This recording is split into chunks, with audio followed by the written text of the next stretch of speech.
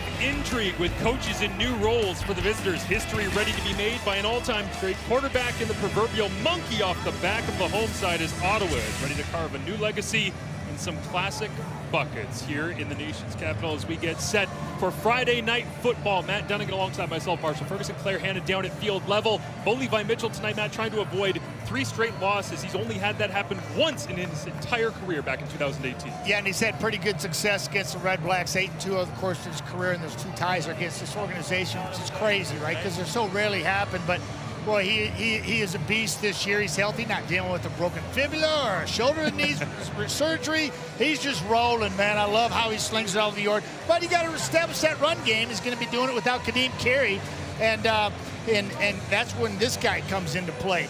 Lozo, as he likes to be called, Lorenzo Malden IV, did one heck of a job last week, helped stopping the newest member to the Club 10,000, Andrew Harris. Held the Toronto rushing game to 33 yards total, and Malden had a big game. Big part of that win last week, looking to do the same here this afternoon. And on Legacy Night here in Ottawa, Ottawa won the toss and elected to receive the football. Over the last 10 CFL games, only 3 teams that have received the opening kickoff have gone on to win. We'll see if Ottawa can break that streak here as they get a return from Terry Williams. Out across the 30 to the 34-yard line, and out will come the offense, led, of course, by Caleb Evans, leading the victory against the Argonauts last week, 23-13 the final. Yeah, a young kid. He's 3-7 over the course of his career and coming off the biggest game of his young career. And how do you follow that up? Well, you take it one play at a time, you put in the work, and you make sound decisions like you did last week. Got to get off to a good start here at home, trying to get his offense, keep his offense on track, getting in rhythm early. Beautiful steamy night in Ottawa will begin with a little play action. Evans looking to use the legs, flips it out dangerously, and after having a career-high 25 completions, the first one of the ball game is incomplete as we get a look at the Ottawa offense presented by Expedia. Yeah, and I circled Ucumbre Williams at left tackle. Why? Because Paul LaPolice has singled him out as one of the offensive captains. I love it. And the other one is a young man by the name of Nate Bahar, has really stepped into a second down role. And a lot's been said, and rightfully so, about Jalen Ackland, just on fire the last 3 weeks with 100 yards in 3 games in a row. Evans looks to throw on second down, and it's tipped and almost thrown in the area of Jonathan Moxey, waiting on the tip from Jameer Thurman in the middle of that defense, and Brandon Dozier getting into the mix as well in his first action of 2022. Yeah, and you're going to watch this tight window. I'll see if I can point it out to you. It's going to be right over here, and it closes quickly. And when you stare it down and watch the young quarterback's eyes, he's looking that way already. And boy, it just, guys are going to be leaning that way. Quick reflexes by linebackers, and they'll squeeze that hole in a heartbeat, almost a pick the other way. CFL best net punting average, 40.2 yards for the Ottawa RedBlacks so far through 2022. High booming kick from the right foot of Richie Leone, drops down to the playmaker, Peyton Logan, as he'll return this one about 9 yards out to the 40. And out will come Bo Levi Mitchell, just 143 yards shy of the all-time Stampeders passing record for yardage. Yeah, and it always seems like we're going from park to park and quarterbacks are breaking records. They always seem like the Henry Burris records. It's like, David and I were talking the other day. We do often. And as DA, we played on most every team. I didn't realize Hank played on all those teams. The guy was just phenomenal everywhere he went. Well, you made the point, Matty, when we talked earlier this week. If they're breaking all those records, that means he set them. Yes. He had that success all across this league, but Bo goes to work on 1st and 10 from his own 40. This is where the Stampeders have started most of their positions this year. They lead the league in starting field position as right away Dietrich Mills goes to the run game and pounds it into the secondary of the RedBlacks. Yeah, and to a man, I said before that everybody in the Stampeder organization is really excited about watching this guy play football. The Waycross, Georgia product, just absolutely relentless on the point of attack and saying, no, first contact's not getting it done tonight. There is your acting head coach this evening, Mark Killam, stepping in for Dave Dickinson, of course, out with COVID protocol. As on 2nd and 2, in will come the backup Tommy Stevens. Fakes the end around, flips it out of play action. Ball back into the hands of Mills. Breaks across the 55, and he's wrapped up. But it's a first down for the Calgary Stampeders with the backup. That's the first pass completion of the year for Tommy Stevens. Yeah, a lot of talk about play calling, and I absolutely love this one because watch the misdirection what the defense is looking at. Little run fake up in the middle, little fly sweep flake over the top and hit you back in the flat. Breaks one easy tackle. Mark Mueller feeling it early here. I love it. They practice it all week long with him on the headsets, calling plays so that Bo can get him used to being in his ear. See what Mueller dials up here on a 1st and 10. They go back inside to Mills. He'll churn the legs and drive it forward as we get a chance to meet the Calgary offense tonight, and with those plays being called by Pat Delmonico and Mark Mueller. Yeah, talking about Pat Delmonico, they love them some Bell up front. Bryce Bell, just what he's making his 6th start. A young guy, actually getting it done. And these two guys on the outside, Malik Henry simply on fire weeks 3 and 5 of the season. Lights out there, and Dedrick Mills just absolutely saying hello to the country, saying, yeah, remember me week 1? There's Pat, talked to him at the hotel this morning. He was worried about his big boys up front in this heat, humid. I said, come on, man. I said, in Texas, this is a nice fall day. He's worried about losing. Those big guys, some of them will lose 5-7 pounds of water weight tonight. As it looks like Money Hunter is the Red Black that needs some attention as he comes back after 4 games on the injured list with a knee. Can't catch a break. Looks like he's his hammy. Grabbing at that hamstring. So Paul LaPolice will have to shuffle some of the bodies in that secondary. And you see him with a large exhale trying to sort out what he can do without the defensive back, who is still tied for the league lead in interceptions as you get a look at number 4 in the middle of your screen. Yeah, and he's just going to fill this hole, and I think it's just the weight here. Look how he extends there. The leg kind of, oh yeah, that's awkward. Got bent back.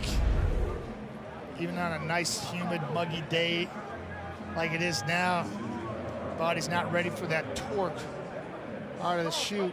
Boy, it's tough to watch. No doubt. Expect Randall Evans to step in for his, at that position there, short side halfback position.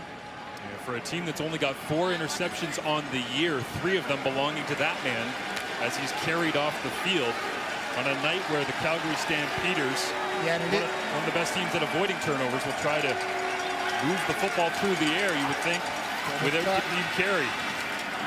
Bo Levi over the top. One of his favorite targets throughout his career. Kamar Jordan on the other end, incomplete.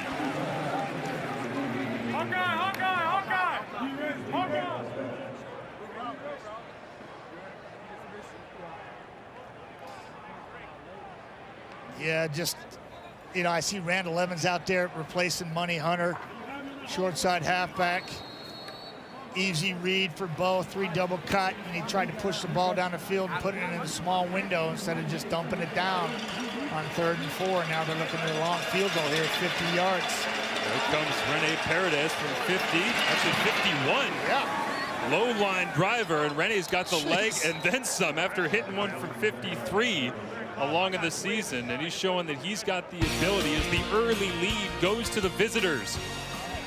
Calgary up over the RedBlacks. Caleb Evans at the helm of this Ottawa RedBlacks offense, completing 71% of his passes over the last 2 games, but that was up over 90% in the game last week after a slow start against the Toronto Argonauts, and certainly a little bit slow here this evening as they were quickly ushered off the field, Matt Dunnigan, but back to action they go. The 5 receivers set in. They'll hand it off between the tackles on 1st down, and driving the legs is William Powell as the Stampeders defense gets introduced. Yeah, I'm concentrating right down the middle of this defense because I love me some Derek Wiggins and some Mike Rose in the middle. 2 tough D linemen that just don't get enough credit, in my opinion. Then you go to the 2nd level, and you got this guy, a beast. He just brings the hat every play. Jameer Thurman, playmaker, sure tackler, inflicts a lot of pain. Then you got making his first start, Brendan Dozier. I just love his aggressiveness. Talking to Stamps, they love him in space too. He's a great open field tackler. Pressure on right away, and it has to come out quickly. Intended for Darvin Adams, looked like he was close to hauling it in, but it's knocked away at the last second by Deontay Ruffin, who steps in for the injured and 6-game injured list landing Trey Roberson. Yeah, coming right at you, quick slant. Boom, I see it. I'll get low. You want to go high? I'll take your legs out from underneath you. Create a little pain on the way down. Darvin goes up. Ruffin goes low. Deontay and Darvin saying hello to each other. I love it.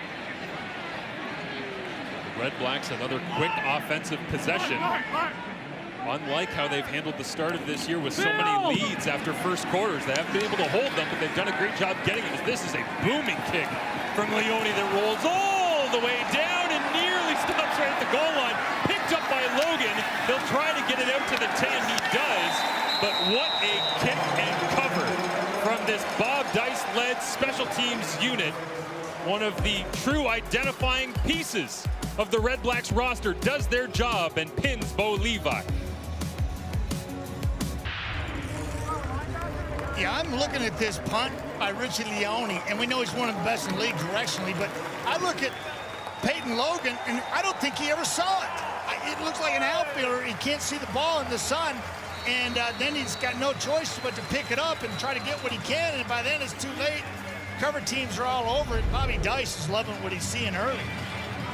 65-yard punt that time from Richie Leone. Just 2 off his season long of 67. Bo Levi Mitchell in the stance offense. Handing it off.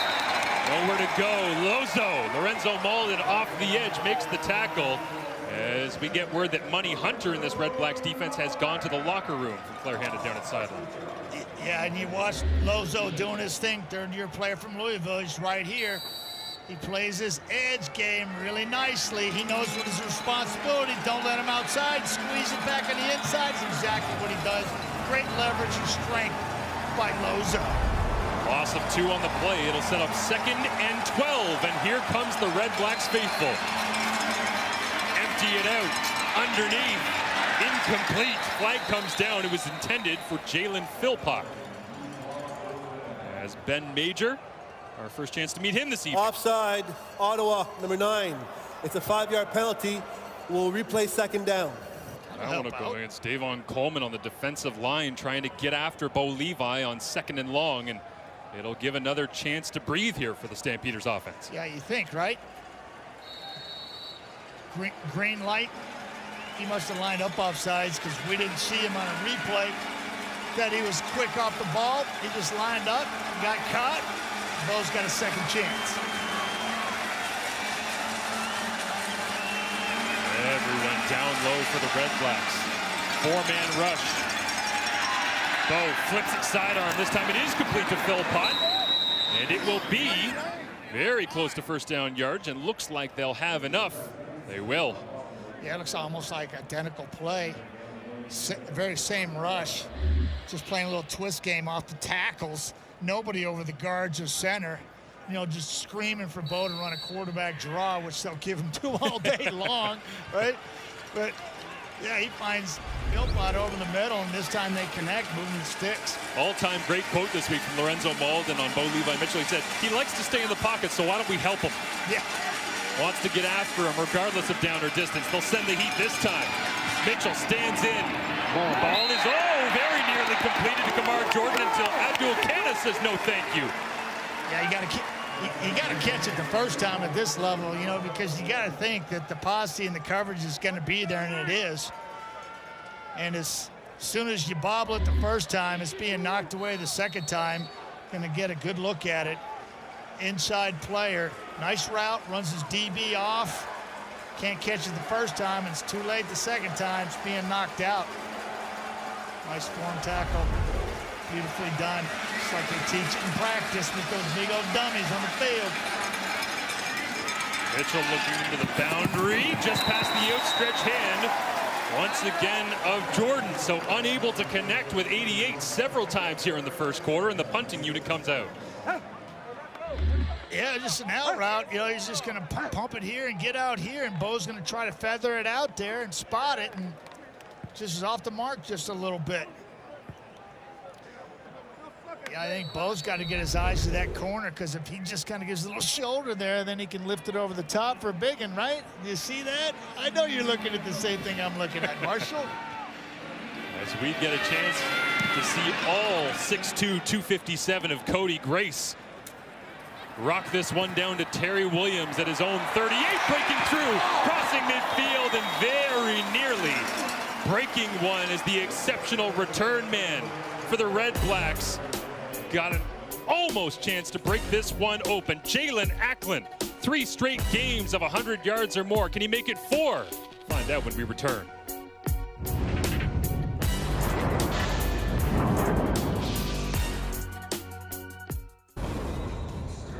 37 catches on the year for Jalen Acklin right now as he leads the CFL with 98.1 yards per game right now. And he's making plays week in and week out, Matt Dunnigan. Yeah, he is. And he's versatile. It's just not one way. You know, oftentimes you got a deep threat. Guys just beating people with speed. He's doing it in all kinds of different ways. Red Blacks take to the air quickly on first down here. That's Ryan Davis. Nice to see him back in the fold after starting the year on the 6-game injured list. And it'll be a gain of up around 8 yards or so. But they've really leaned on Jalen Acklin so far throughout the year. But Ryan Davis is going to give them much more depth in this receiving corps. Yeah, and a lot of ability to make people miss in space. You just give it to him on a short underneath route, and he can make people miss. And that's his 7th catch on the season. As you mentioned, out early. Glad to have him back if you're Red Black. And it looks like they're going to go direct snap. They will in the gun as Caleb Evans wandered away. Matty, you knew what was happening there. Yeah. You dialed that up a couple of times, coaching. Yeah, right. No, I didn't have the talent on the field like these guys do. He can do that. I love the rules, having 2 quarterbacks on the field at once, but that's pretty cool what they do here. Direct snap, 22, go get some. Why not downhill? Just run somebody over and move the sticks, but they couldn't do it. Forced them 3rd and short.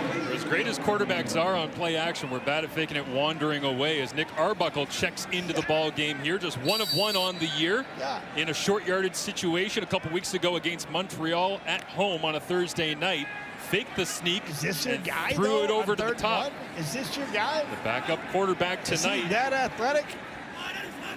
They will go with the wedge to the left. Stands up tall. Now we'll see where they spot it. The Stampeders don't believe he got there. Yeah, I don't know.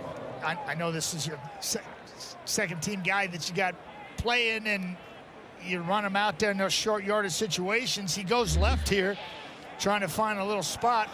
He's going to go opposite the camera, go the other way, and then he finds all kinds of friends in a hurry. They'll say that it's a stop. Arbuckle did not get it on 3rd and less than a yard. It was tight as we get a great look at it there right down the line. Did they even bring the sticks out on that? I didn't see him bring them out. It was Cameron Judge.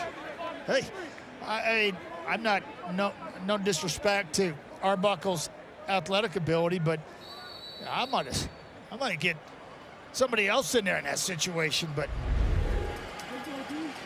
And Arbuckle immediately goes to the pad and wants to look at it to figure out where he went wrong. Wondered whether or not they would use Arbuckle as the short yardage quarterback after Tyree Adams was the backup last week. Did you see the sticks come out? No, never came off the sideline. Bo Levi back to work, throwing it over the middle. This time completes for a first down across midfield, and there's his go-to man right there, Malik Henry. And it is like Bo's just like ready, cocked and loaded. Watch him. He's just like, come on, come on, come on, come on, and he just pulls the trigger. Watch him. He's like, I want to go. Boom. Flick of the wrist, puts it on him. Now they're in Red Black territory. Got a little something going here after that turnover on downs.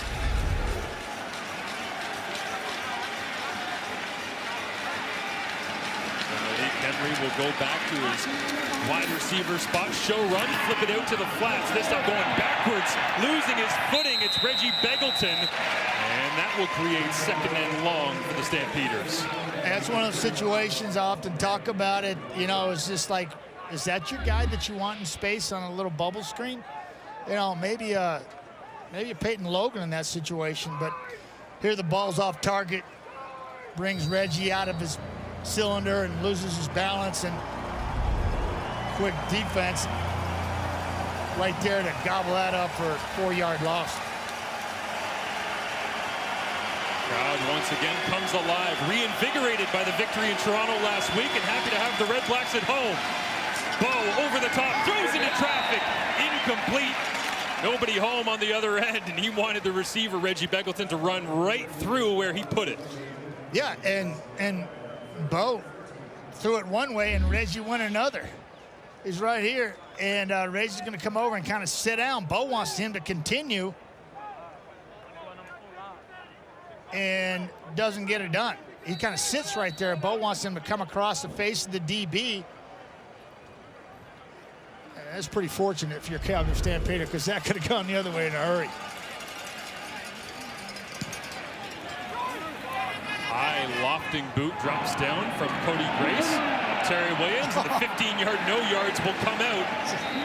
And that'll help the field position here for the Red Blacks, as on the sidelines calling the shots tonight, Mark Killam, special teams coordinator, stepping in for Dave Dickinson out with COVID protocol.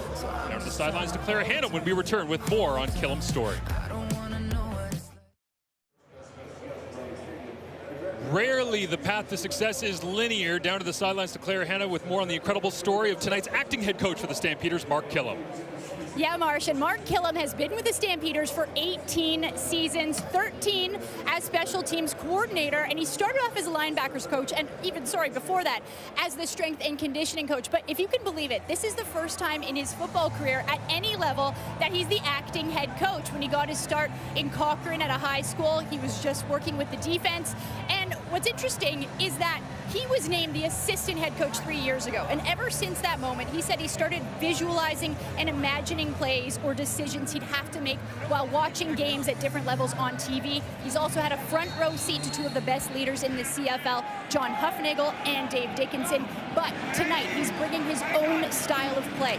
This week at practice, Dickinson might have given him some notes, but he always wanted to use his own voice, because he said that's what he knows. He's more genuine. As a special teams guy, he talks to the whole team at every practice, but in this game right now, he's going to be authentic. He's going to be himself in this head coaching role, guys. Yeah, thank you, Claire. An amazing journey again from that Cochrane High School, and told us that when we were talking with him this week, that basically just said to the Stampeders at one point, you don't have a proper strength and conditioning. Can I come and do this for you? Right. That's how he got his foot in the door, and here he is tonight as the head coach of the Calgary Stampeders. Is on 2nd down and 10. Caleb Evans, wide side dive, drops it in.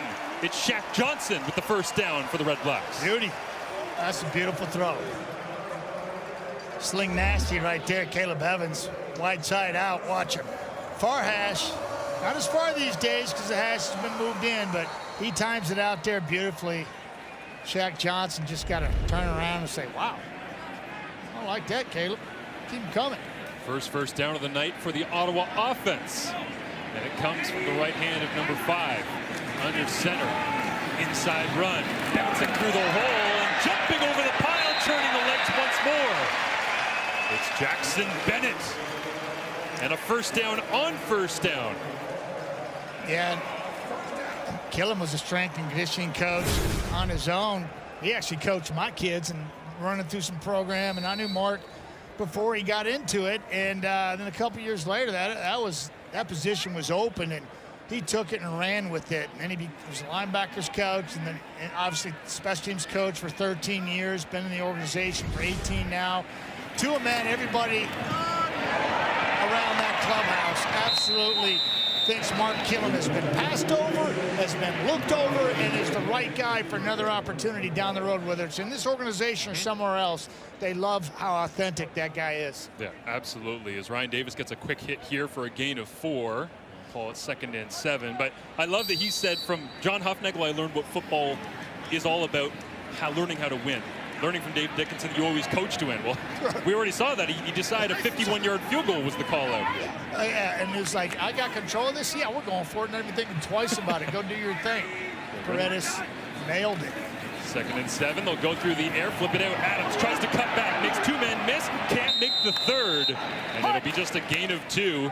And Mark Killam will send out the punt return unit as you got a chance to see John Huffnagel there wandering the sidelines. Career coaching record of 102 and 41, a 7-12 winning percentage. And he's down there to be a support to not just Mark Killam, but the entire roster tonight as they try to weather the storm of not having Dave Dickinson on the sideline. Looks like Huff is having problems with his headset.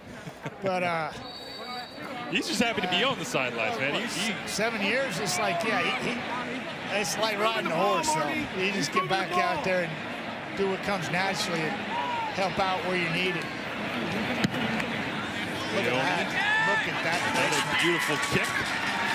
Peyton Logan with the coverage unit coming. And man, they were coming fast that time as a flag comes out just behind the play. Shahid Salmon, 43, was on a mission to blow something up and just missed Peyton Logan. Thank God we had the EMTs out there right now, because Shahid had a bead on him. Number 43 for Ottawa. A couple of forced fumbles on the year as Antoine Pruneau, one of the special teams dynamos. Downfield as well in coverage. As we will head to the second, clean up the penalty for you on the other side. An entertaining back and forth, low-scoring first quarter between these two clubs as the Red Blacks try to get their first victory at home in 2022.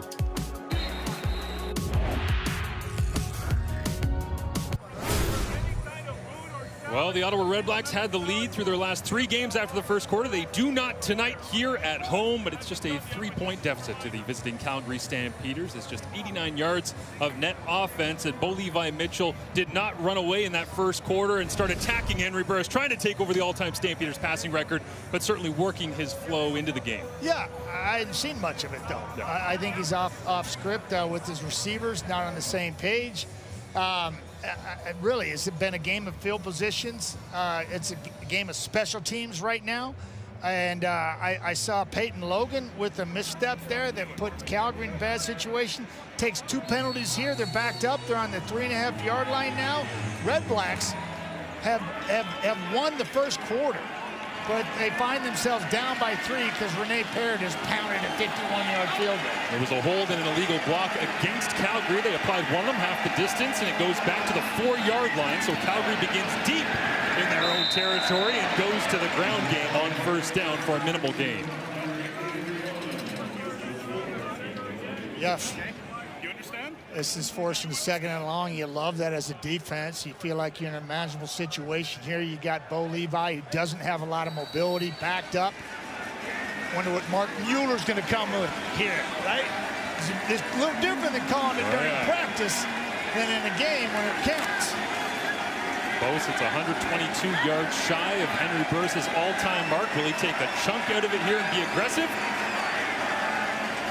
5 receivers are his options. Looks over the top.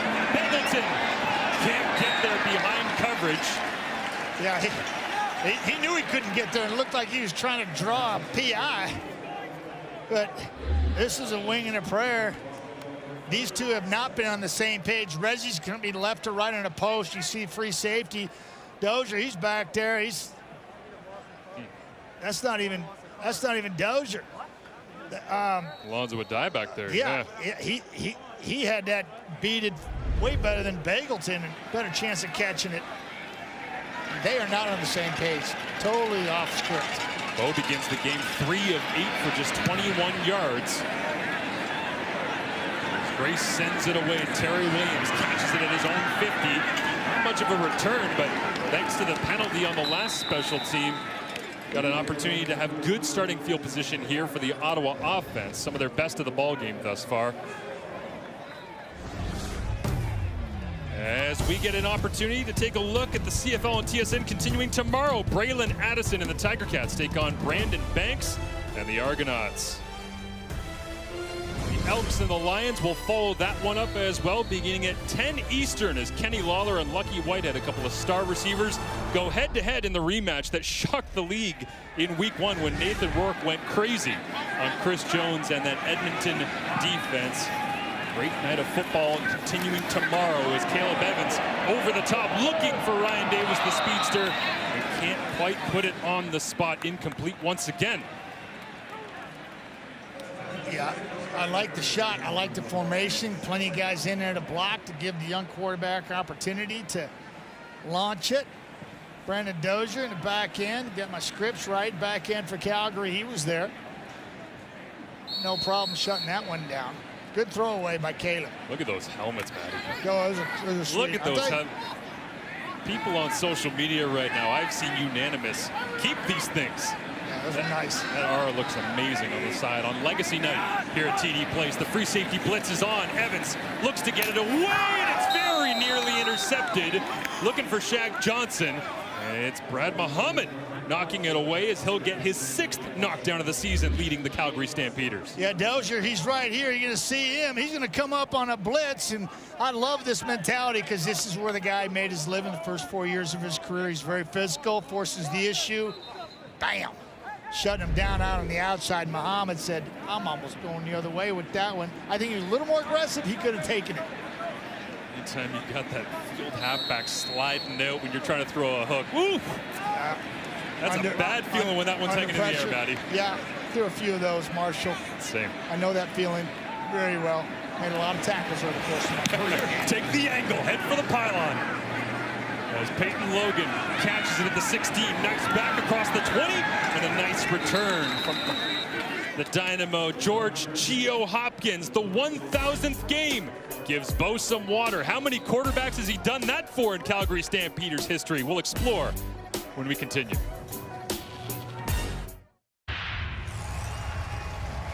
There are many clubs that are special to be a part of, but the 1,000 game CFL club, it's rare air, Matt. I don't know if there's many people that are joining George Geo Hopkins, the legend on the sidelines of the Stampeders in season 51 at this point. What an incredible career in game 1,000 tonight. I think he's there by himself. He's starting the club.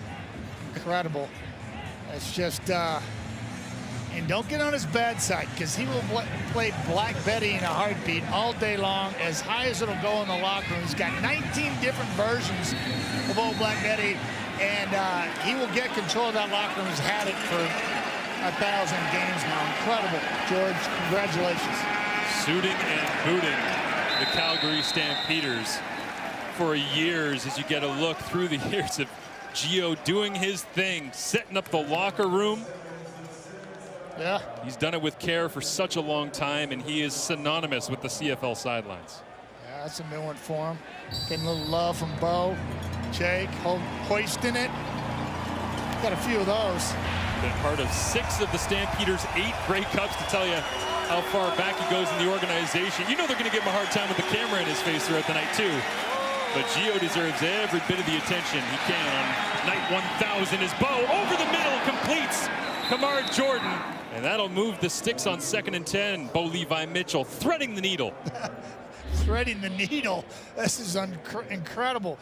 Not many quarterbacks make this throw or have the guts to make that throw. That's like 1 in 1,000 in of itself right there. Starting his own club, his incredible throws over the middle. He just spots it beautifully to Jordan. That's just spectacular. We got used to seeing that over the last 10 years for Stamps and Bo Levi Mitchell making that happen. Beautiful. Doubles his yardage on the night. 21 before that throw, 21 on that throw. This time we'll hand off to Reggie Beggleton. Shot down with a gain of just a couple, as we get a look at Geo pregame here. The shirts on the sideline. Marquay McDaniel, of course. Brett Monson, defensive coordinator. Everybody was able to get theirs, and I got a feeling Geo wasn't the one that handed those out. I don't think he was looking for the attention, but he certainly is deserving. Yeah, I just I don't know how you log that many games. He started out when they were playing 14 in the season, then 16, and now they're up to 18. It's still 18 games a year, and maybe 2 or 3 in the playoffs. It's a lot of 51 years. Congratulations. 2nd down, Bo over the middle. Big collision that time as Adam O'Clair collides with Colton Hunchak. And for Hunchak, that'll just be his 3rd catch of the season. And he earned every bit of it. Yeah, and I believe he's right in here, I believe. Right in here, and he's running across, and he kind of forgets his weight. You know, north and south, you know where the sticks are, and he continues to go sideline to sideline, and O'Clair's there to stop him short, forcing the 3rd and almost 2. And so the offense stays on the field. Tommy Stevens, all 6'5", 245 of the 3rd-string quarterback out of Penn State. So, I don't know, I think all Penn State quarterbacks are like that big, just 6'5", 245. What? Off to the left-hand side, and good luck stopping that train in time as Yeah, that one will go pretty easily. Almost the same spot that Arbuckle got stuffed earlier in the ball game. And you talk about the size of Penn State quarterbacks. Michael O'Connor, Canadian out in BC, another guy that went to Penn State that has that big body. Well, wait a minute.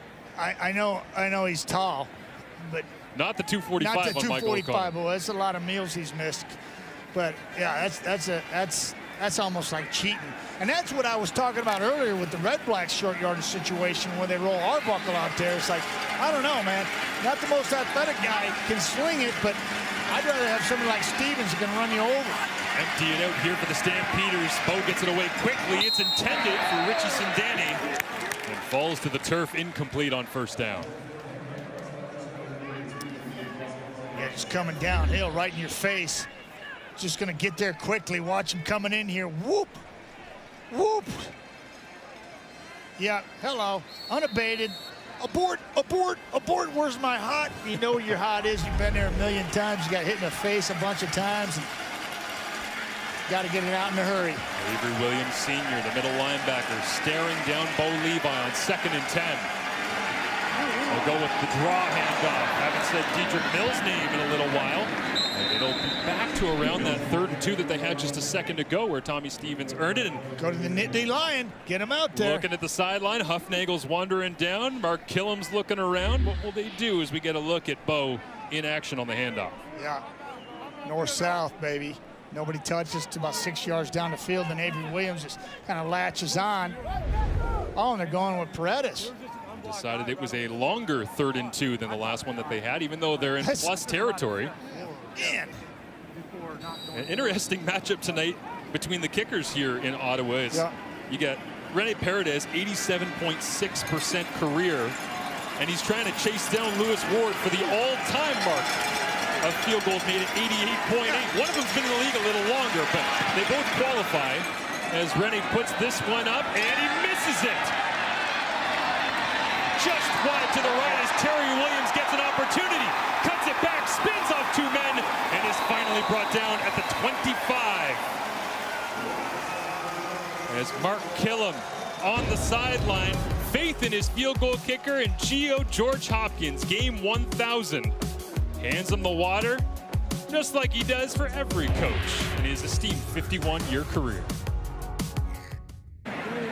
He's better looking than me, man. No. John Montgomery is a Canadian legend. Caleb Evans cutting it back. I gotta say, we're talking legacy night here tonight in Ottawa with the 2016 Grey Cup champions being honored and some other alumni throughout the organization. The moment of John Montgomery wandering down the streets of Whistler in 2010 after winning the medal with a pitcher of beer in his hand. Put that on a Canadian stamp right now and send it. I was out there with my wife. We were out there for like a week, and I was giving tickets away because we were holding court down at Earl's and just hanging out there for hours and hours and hours. We saw Canadians win so many gold medals that year. It was incredible. Evans on 2nd down and 8 looks over the top, intended for Darvin Adams, and that one won't be completed. Is some frustration from the Ottawa crowd as Caleb Evans trying to find his footing here, just dropping down below 50% completion rate on the night, just 27 yards passing to his name. It's not like his counterparts lighting it up either. His defenses are pretty stingy tonight. It's been a game of field position. He can't get impatient. The crowd was off their feet, though, on that missed field goal return as they thought they had a big one with Terry Williams, who's electrified this crowd several times this year. Both Evans and Mitchell, 5 of 11 thus far in this ball game. Another big boot from Richie Leone goes well above our heads here in the booth and drops down to Peyton Logan. He's got the shimmy and the shake all the way out to the 46-yard line before he gets wrapped up and brought down, holding on to a narrow 3-0 lead. The Stampeders have possession back. Lorenzo Malden, 11 sacks for his career, but 6 of them have come in just the last 4 games. For more, down to the sidelines in Claire Hanna. Now, Marshall, we've been throwing it back a lot tonight, so let's just keep with that theme. But it's been 30 years since a member of Ottawa's CFL club led the league in sacks. You have to go back to 1992 when Angelo Snipes got 20 sacks for the Ottawa Rough Riders. And that was the same year that Lozo Malden was born. Now, a big reason that GM Sean Burke wanted to get him here in Ottawa was in his last 2 seasons with Hamilton, he was awesome on special teams. He never moped. He never complained. He was a great teammate. And Malden says that his defensive coordinator coordinator Mike Benavides has energized him. He's almost speechless with how much life he's given him. He needed an opportunity to start. He was a linebacker in the NFL, changed to defensive end here in the CFL, and now Malden told me he's just catching up to what was long overdue. 7 sacks to tie the league for leads in sacks. Thank you, Claire, and a wonderful run that time from Deej. Nothing that Malden could do about that one playing at defensive end when it goes right between the tackles, man. Oh my goodness. Had a gaping hole up the middle. Just exploited. Incredible. Wills with the big gain, puts it down to the 44-yard line. Empty it out once again for Bo and the Stamps. As Mark Mueller dialing it up and getting a first down on first down, completed to Beggleton moving the sticks. Yeah, it's more like it. Soft, mushy zone, sit in front of it and get north-south. Easy for Reggie Beggleton. Finally, he and Bo connect here. And they're knocking on the door. Game of field position was quickly turned after a nice Richie Leone punt of 59 yards. Logan returned it. Decent return, a couple passes and a big run, and here we go. This is as far as the Argonauts got all of last week against this Red Blacks defense, as the fumbled snap will just be thrown away by Mitchell. Pressure was on quickly that time, and they wasted down. It'll be 2nd and 10. Yeah, just mishandled it right there, and that's Antonio Simmons, 37. Getting there, capitalizing on that mishandled snap. Now, the D lineman's wearing 37. Is he earning his stripes? Is that what that says? I think he's just late to the party, right? most everybody's had their jerseys handed out. It sounds like a question for Gio, maybe, on his 1,000th night. He knows how that works. Bo on 2nd and 10. Waits, fires into traffic. It's tipped and knocked away. As Avery Williams, the middle linebacker, 25 yards down the field, got his hands on it. Yeah, but you watch Bo and he just stares it down, and it's not going to reappear. It's not. Just watch him. He's right here in the middle of your screen, and just watch him just get deep. Get there. Get on your horse. Look, Bo's waiting. He just watches his eyes. That's a pretty simple play for an athletic guy, 4th-year player from Temple, and if it wasn't batted down, I think it's going the other way, because there were 2 receivers in the same spot. Just Bo seems off kilter here in this first half, and that's the Redbacks defense making it look that way. Rene Paredes missed to the right last time out. This time knocks it through and gets back on track as he adds to his career tally.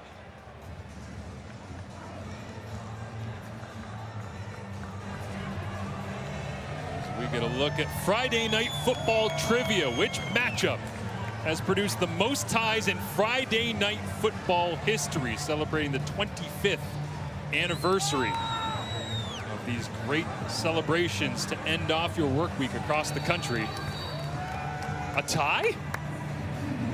Yeah, right? It's like... The amount of work that you put in throughout the week to get yourself ready, the goal is always to finish 1-0. There have been ties. Those single points can come in handy, though, at the end of the year. Who has the most ties? As this throw is errant from Caleb Evans, incomplete, and he's asking for intended receiver, looks like Darvin Adams, to shuffle his way into the hole, perhaps.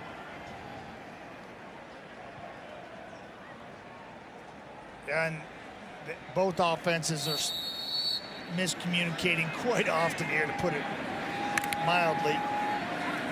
That one had no chance.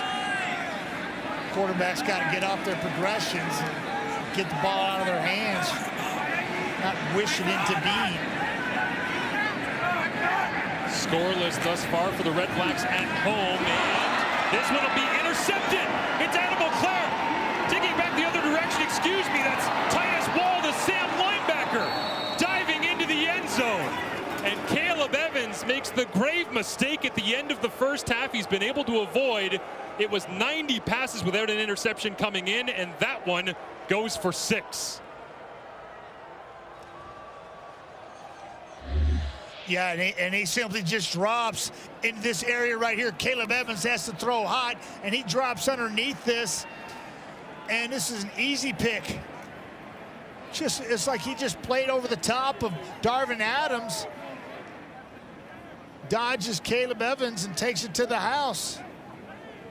Wow. What a play by unexpected. Talk about being off kilter.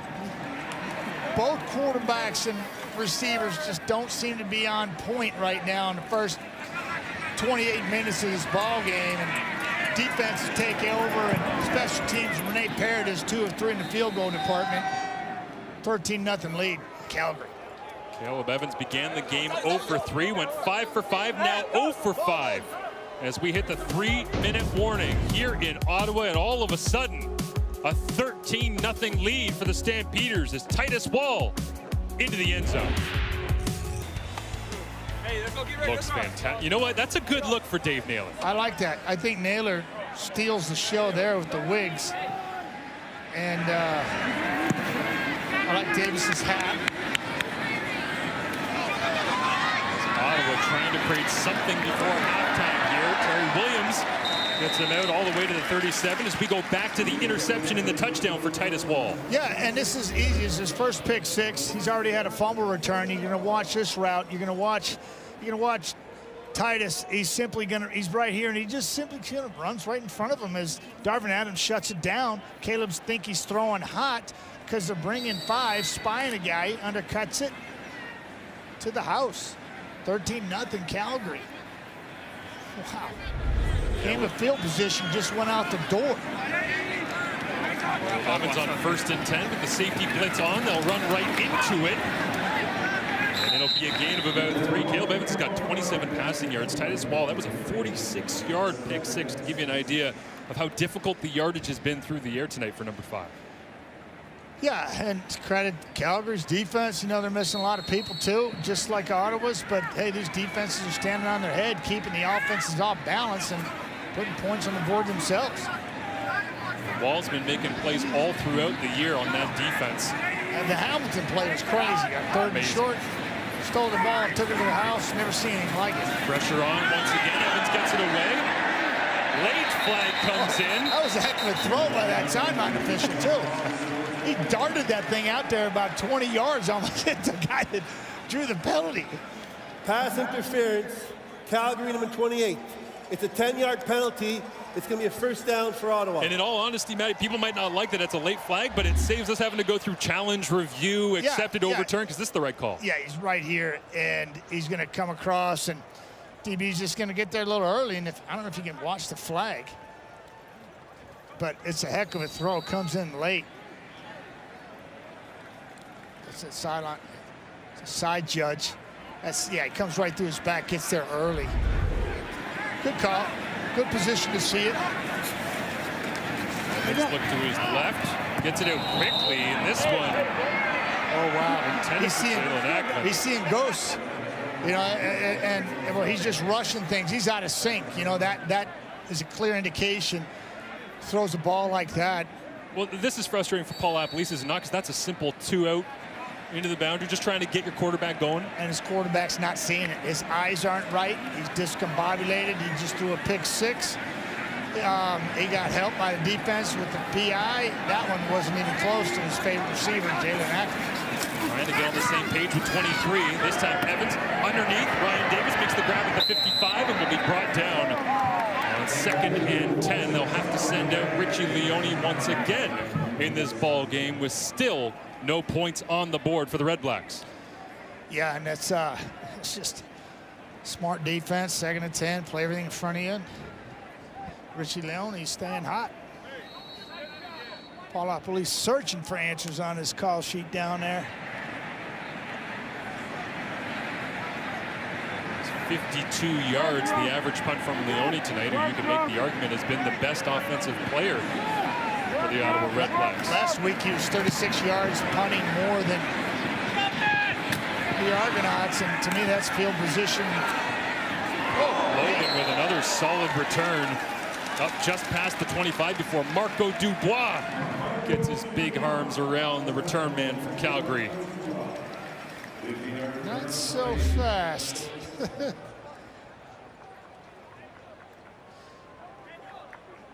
Just caught all the right parts of him to sling him around, right? Shoulder, a little hip. leverage, use his weight against him. Kind of like steer wrestling, you know? You feeling me on that? Always. Bo Levi, just 6 pass completions in this first half. Minute 49 on the clock. Hands it off. Mills, whoa, runs into a face full of Red Blacks defensive line. You know who that is? That's Avery Williams. Yeah. Leading tackler for the Red Blacks. Just a tackling machine, not afraid of contact. He'll stick his nose in there, and he did. Nice collision. Picking up 6, though. I like that if I'm Calgary. Who's out arguably their best offensive lineman. Rokadeem Carey tonight in the backfield, of course. Sean McEwen down with the knee injury. Quick throw up in the air for grabs and incomplete. Almost lingered long enough for Randall Evans to intercept it. As once again, it's Kamar Jordan that can't come down. Yeah, and Kamar, you know, we know he's a long body and his catch radius is really big. He's going to go out there and extend with his right hand, stop the ball from flying out of bounds, and he's trying to haul it in here. Just can't reel it in. Bo's off target there, brings that down. It's moving the sticks. Quarterbacks are out of sync. Is it the defense, or is it just, you know, these guys are off their game tonight? It's a beautiful night here in Ottawa. You'd think that the air attack would be going wild, but we haven't seen it thus far. Terry Williams, as Ottawa gets the stop that they dearly need, it tries to dance through. He's not down. And Fraser Sopik will finally be the one to bring him down, but not until he crosses the 30-yard line. Averages 9.2 yards per punt return. And talking to Bobby Dice before the ball game, he says, Matty, he says, this guy does everything we ask him to do. Leads the league in kickoff returns, on pace to set a league record. He can hold. He's averaging 25.5 yards per kickoff return. And Bobby Dice loves the kid. Comes to work every day, and he does not know an out of bounds. He likes to go north-south. Evans against a 3-man rush. Wobbler hangs in the air and hits the turf mercifully in front of the former Ottawa RedBlack to begin the year, Tremaine Washington. My goodness, you know, it was good coverage. Watch Washington. He flipped his hip beautifully. He doesn't even have to flip him. He just plants on his left leg, inside leg, and drives on the football. Caleb staring it down. He ran the route for Ackland. That ball's on target, thrown any better, it's going the other way. Evans 1 for his last 8, climbs the pocket, throws it over the middle. Darvin Adams, and they'll say it's completed. That's a gain of 17 on the play, up to the 50-yard line as we go inside 1 minute in this first half. You know, Marshall, it just takes one. You know, one throw like that can lock you in as a quarterback, and Lapo's certainly hoping that does. And they'll go no huddle here and hurry up. Tempo very quickly at the line as Evans climbs the pocket again, gets it out underneath. And this week Lapo told us that Caleb Evans being able to get into a rhythm is important, Matty, but he also said, I can call more creative things if you'll just stay on the field. Yeah, when you're 2 and out, it's hard to get in any type of rhythm offensively. But I love that. 1st and 10, throwing it to one of their sure-handed receivers, Nate Bahar. Red Black fans are just loving this. Life like last week, right towards the end of the half against Toronto, they took the football down the field, put 7 on the board, tied the game up at halftime, and took over in the second half, shut them down, and got their first win. Looking for some of that magic right here. Evans out of his hand quickly, trying to get to the sideline.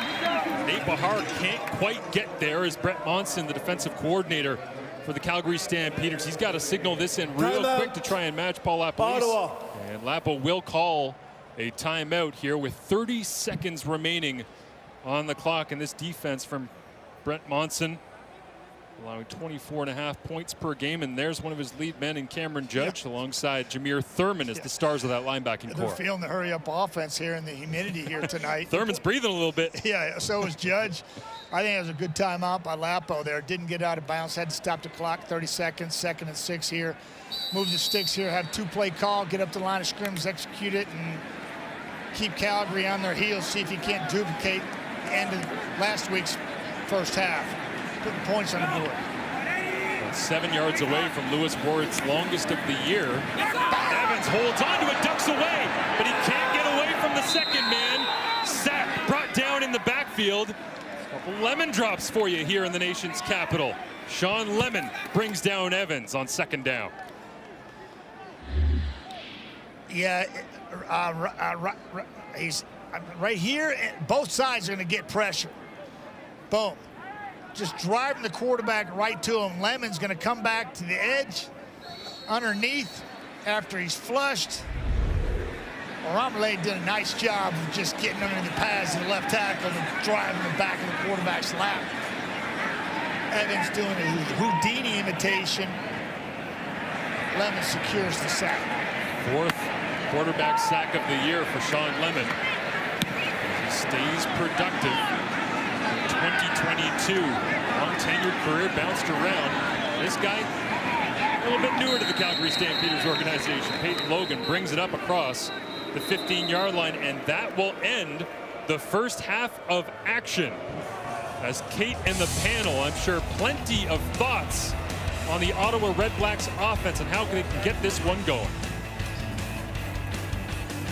And back alongside Davis Sanchez, Dave Naylor, Milt Stiegel, you could hear the boo birds in Ottawa, and understandably so. It has been 6 straight home losses for this Ottawa team. They've only had 2 since 2019, and then a slow start like that, you can understand why the fans are slightly frustrated, especially coming off their win. And Dave, really not a lot coming from either side in this football game so far. No, but if you're Ottawa, you've got to go into this game. Their fans are feeling more optimistic. The locker room's feeling more optimistic. They've gotten rid of that goose egg. You've got a beautiful night. You've got a good crowd. And Caleb Evans, who hadn't thrown an interception in 2 games, his first 2 passes of the game, well, looks like he was trying to end that streak. Neither of them were picked off, but that was a curious way to begin the game. Then you have a 2nd and 1 play that became a 3rd and 1 as they were moving deeper into Calgary territory to get some points. They couldn't convert. 2nd and 1 followed by 3rd and 1. Just in terms of a momentum killer from what this team was coming off of last Sunday in Toronto.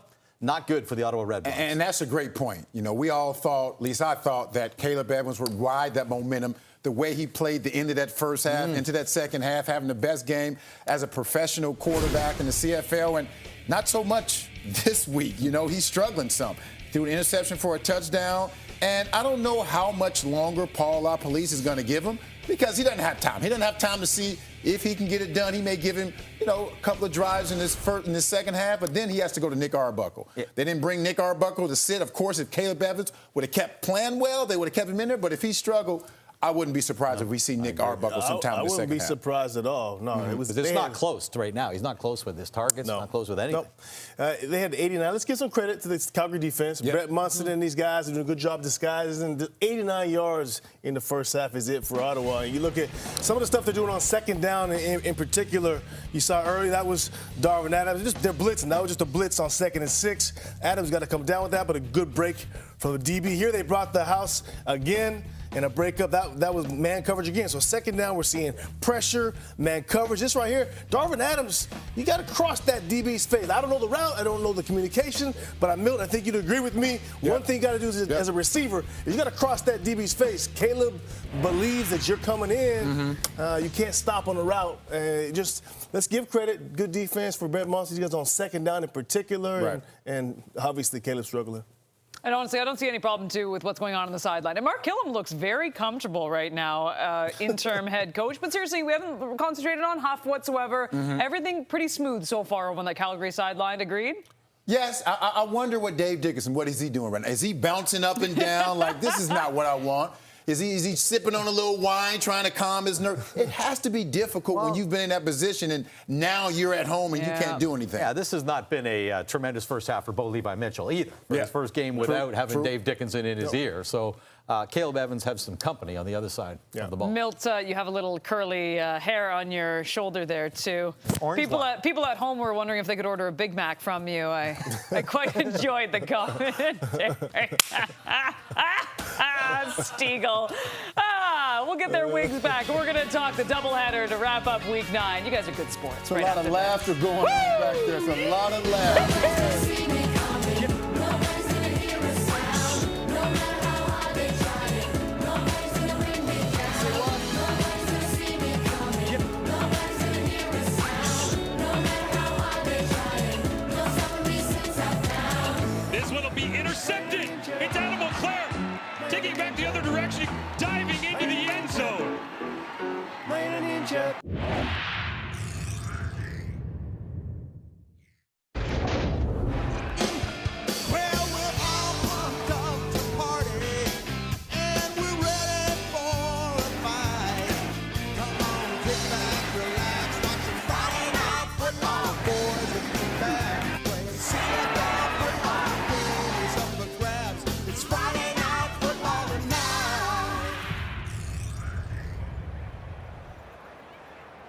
Welcome back to the second half here in Ottawa. 13-0 the Stampeders up. The offense in Ottawa looking for answers, but the leader of the defense, Avery Williams, is fieldside with Claire Hanna.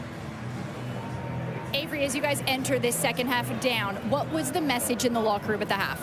I always tell the guys when somebody's going bad, you pick them up. If they feeling too high, you bring them down. So just fight for the second half, man. We still got 30 minutes left of football. Avery, you guys have overcome adversity earlier this season. You've always stuck together. How do you push through here? Football not over until the clock hits 0. So a lot of guys understand that, so we're just going to keep fighting until the clock hits 0. Thank you, Avery. Thank you. As you see Paul Lapalisse, the Sharpie is out, the play call sheet is in hand, the dots are being made, prioritizing for this first drive that he'll get. But first, Ottawa will send it away as they won the toss and decided to receive the football in the first half. They'll kick it away here in the second as Peyton Logan, always dangerous, down at the 12-yard line, picks up speed, crosses the 30, bounces off a tackler, skirts out past the 40 to the 45, and Bo Levi Mitchell re-enters the fray. Just 6 of 15 in the first half, 63 yards. This was ready to be a coronation on the all-time Stampeders passing record, Matty. It's taken a while. Yeah, it's not a typical Bo Levi night that we've been accustomed to seeing, used to over the years. Credit Mike Benavides in the defense. No doubt. They've been outstanding. There's a good look at Benny. I like that hat too. Talking about the helmets, I'll take a hat like that. Well, you know Bo, it could happen on one play. He's 80 away. Inside handoff goes to Mills. Right through the middle of that defense. Puts the shoulder down. Goes through Alonzo Adai. Goes through Randall Evans and gets the first down. Yeah, watch the big boy just get some, lead the way, get up in that hole, bam.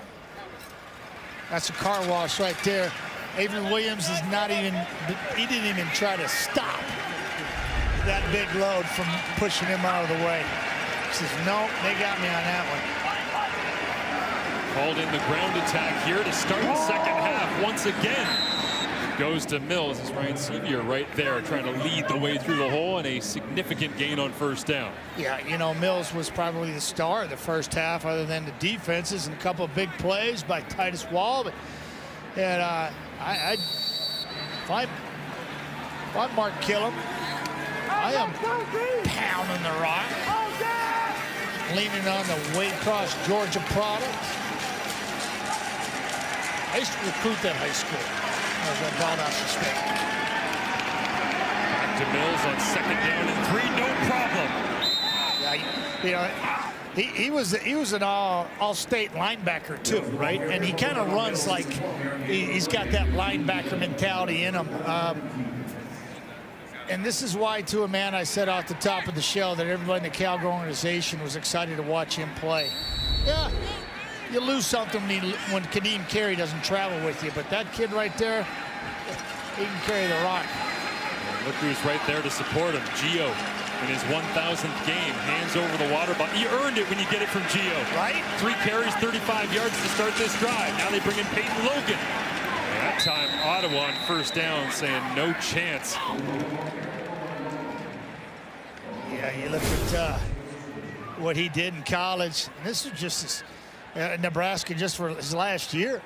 He went to community college and shows up in Nebraska and says, I know how to do this. We know something about football in Georgia. And they're not very big in stature, but boy, he plays a big man's game. Flat out get her done. 5'10", 220. Right? And using that weight, throwing it around here to start the second half. First pass attempt of the second half for Bo. Will complete it underneath, and it looks like it'll be just enough. Official on the far side signaling first down. Yeah. You know, this is a nice job by Bo, because you know he wants to go over the top. He wants to push the ball down the field. That's his makeup. That's his DNA. He checks it down, moves the sticks. Well, I think Beggleton's been watching film as he steals the Ottawa RedBlacks first down celebration. Yeah, I think that's Nate Bahar that he's mimicking. And Jalen Acklin and Kale, everybody's adopted the first down point. It's back to the ground. Lorenzo Malden goes stripping at the football. And Dedrick Mills reached out as Claire Hanna is at field level. Yeah, we've got some injury updates for the Ottawa RedBlacks. 3 members of the defense won't be returning. Tyrone Vrede and Adam Auclair out with upper body injuries. We saw Money Hunter leave in the first half with a lower body injury. And then on offense, Brendan Gillanders is out with a lower body injury. Guys. Thank you, Claire. And so that means that the weak side linebacker now, it's why you see number 43, Shahid Salmon, on the field playing alongside Avery Williams as Adam Auclair is down and Frankie Griffin already out from the Red Blacks lineup coming into tonight. Empty it out for Boom. Right on the money. Come on. Kamar Jordan, who is fighting the football over the last month. Just beating it up. The 7th target, just 1 catch for him, and Bo's like just beside himself. You know, he's been there, seen that. I believe he's right here. He's going to sit right down right there, and he's going to fight the football. He's going to let it get into his chest. Milt Stiegel in the studio will tell you got to catch a ball with your hands, not your chest, or your eyes, and not your chest. You sit with Milt back at studio when a drop like that happens. Yeah, you know, I quite frankly, I don't remember Milt dropping many footballs. So he can speak on that more than other people can. No doubt. As we get the field goal, extending the lead for the Calgary Stampeders. 16-0 is your lead. And could we see number 19 first snaps in Ottawa? No points on the board here. A 16-0 deficit for the Ottawa RedBlacks at home as Nick Arbuckle was warming up on the sideline, taking some throws. Looked like he might step into the huddle, but Caleb Evans gets an opportunity to right some wrongs from the first half as he will start the second half. I'd stay hot. In the shotgun. I would stay hot if I was Arbuckle. Arbuckle's got that shimmy like he knows he might get a chance here. And he's only taken 2 snaps in Ottawa. One in this ball game on short yardage, another short yardage fake where he threw it over the top for a 47-yard completion a couple weeks ago. And Paul LaPolice for now is giving Caleb Evans every opportunity to hold on to his job.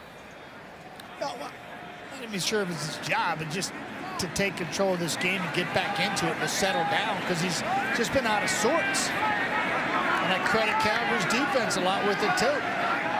2nd down and 6. 4 by 2. And that one skips into the feet of Ryan Davis as Caleb Evans peels himself off the turf. 5 first downs for the Red Blacks, 7 2-and-outs in this ball game. Yeah. Yeah, and he just this is going to get your attention every time. Jameer Thurman, one of the hardest hitters in the Canadian Football League, unabated. He just puts hands on him, and Caleb goes down like he was shot. Leone again, another big spiraling kick down to the 10-yard line. And Antoine Pruneau, first man to put hands on it. Peyton Logan. As the Red Blacks search for answers, and Bo Levi searches for his date with history. Well, fitting in the history of Friday night football that we take a look back, way back, as Sir Russ Jackson down at field level honoring some of the best defenders to ever play on those late 60 Ottawa Rough Riders teams. Kenny Lehman and Soupy Campbell being honored here on Legacy Night at TD Place. I remember having beers with Soupy over here before that big condo complex to the left of me was there. Just over across there. Before a game, day before a game, hanging out with some of the old Rough Riders.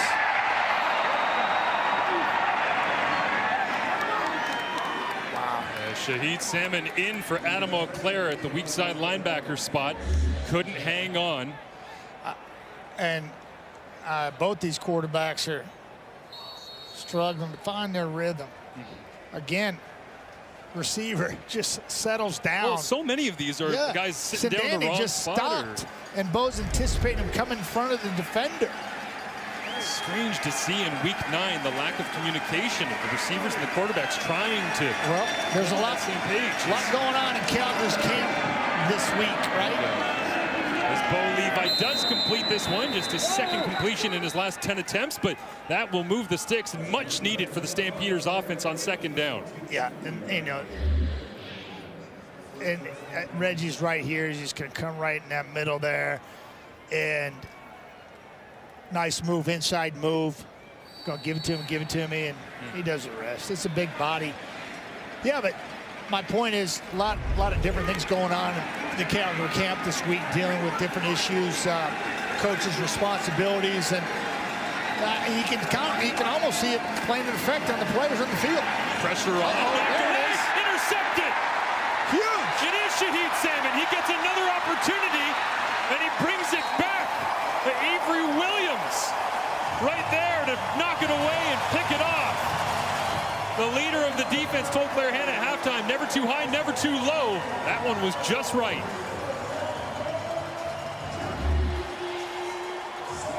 Yeah, Shahid Salmon, you see him right here, and he's going to be in the right place at the right time. Engages, gets his hands up, tips it to himself. And then he's trying to get in the end zone. Wow, the struggles continue for both these quarterbacks. Tough day to be in the saddle. Salmon giving Ottawa life in the third quarter. Benny celebrates. No better way to cure a slow-moving offense than great field position. They go with William Powell on first down. Picks up a couple of yards, gain of 2 as we get a look at Salmon on the sideline being hyped up by Lorenzo Malden. Yeah, that's what you need. Defense take over. You know Benny's talking to him about that. Got to make some points ourselves. Got to create. Give it to our offense in score zones. Basically what they did. 2nd and 5. Got to have this. Big play inside the score zone. Ottawa has the 7th-ranked score zone offense. Pressure. Extra protection. The blitz is on. Evans looks to throw. Ball pops out. It's loose, rolling around on the ground. It's still loose. Cameron Judge right there to pick it up. And a disaster for the Red Blacks as they were on the doorstep looking to finish. Calgary brings pressure. Munson calls up pressure, and they get into Caleb's face as he just is in a wad right now. And Calgary comes up with a big defensive play.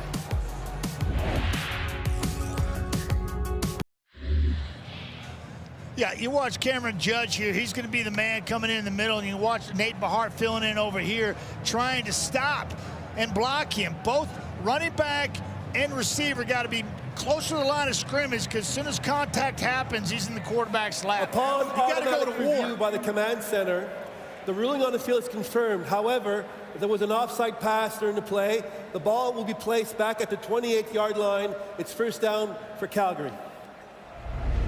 Yeah, and there's been Major filling us in on what happened there. Batted ball forward, offside pass, but Cameron Judge wreaking havoc. Nate Behar not going to war at the line of scrimmage close enough. As soon as contact's made, his quarterback's lap causes a fumble. Big turnover for the Calgary Stampeders.